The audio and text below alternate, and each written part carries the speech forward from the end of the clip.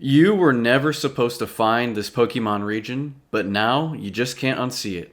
The Pokemon series has so many regions, featured in anime, the mainline games, and even spin-offs.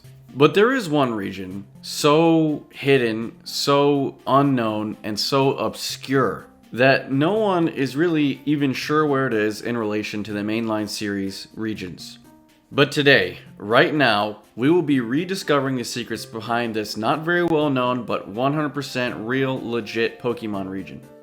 This is the Holon Region.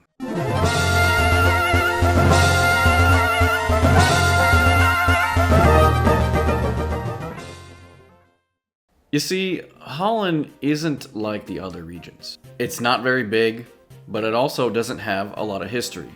The origin of Holon actually started more recently with Pokemon researchers. Like other Pokemon researchers we've seen before, some of these settlers of Holon were obsessed with Mew. While searching for Mew, they found a land with very interesting and unique electromagnetic properties that could supposedly help them locate Mew. These researchers made a settlement with a research tower right in the middle to study and harness this land's strange energy phenomenon. This settlement eventually became known as Holon City. The problem was, this research tower that harnessed the magnetic waves of Holon actually emitted strange waves of its own all over the region. That caused Pokemon in the region to mutate and change their typing. These Pokemon became known as Delta species. Some of these Pokemon took on the Steel typing, and others entirely new ones. It is said that these altered Pokemon's new typing can be seen with a distinct aura surrounding them. But wait a minute, the land giving off energy that allows Pokemon to change their type. Doesn't that sound ridiculously familiar? That sounds almost exactly like terrestrialization.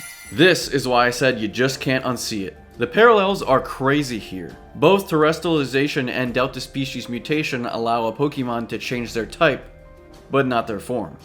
And both can have any typing. Both are caused by harnessing energy from the land, and both have researching this phenomenon as a main storyline. It's almost as if the battle mechanic of Generation 9's Paldea region was directly ripped from Holon many years later. Now, terrestrialization is temporary, while Delta species mutation is, well, a mutation, so it's permanent. But make no mistake, terrestrialization is first and foremost a battle mechanic. It can't be permanent. If anything, that's just an effect of it being implemented in a main series game as a battle mechanic. The precedent of these effects being temporary was set way back in Generation 6 with Mega Evolution, and every generation since then. So, okay, Holon had a similar idea with Delta species. But why haven't I heard of it before? That's because it's entirely contained within the trading card game. Specifically Generation 3's EX series, and it was only in a few of the sets. Back in those old days of Pokemon, each set leaned heavily into having certain themes. But introducing a new region, and having all of the sets with your new card type in that region was unheard of. The start was EX Delta species, where we find ourselves far from home in Holon City itself. It's got a few landmarks, but the city is centered around the research tower. Next was EX Legend Maker, which of course featured Mew in the unknown Mirage Forest. This set had a bunch of mysterious cards and mysterious locations, really setting the stage as if you were exploring a brand new area shrouded in mystery. Little did we know we were still in this Holon region. After Legend Maker, EX Holon Phantoms was released. Many details about the Holon region are now in the open, and by this point, Delta species Pokemon are everywhere. I mean, damn.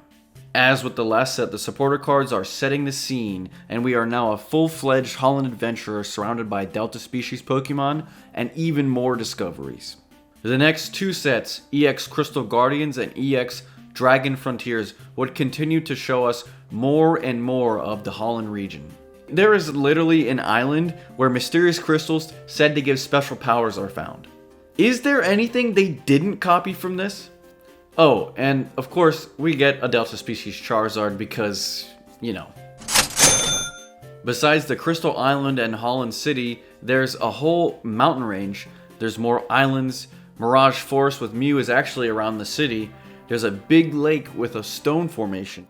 The lake and the Holland Research Tower both look like the symbol for steel.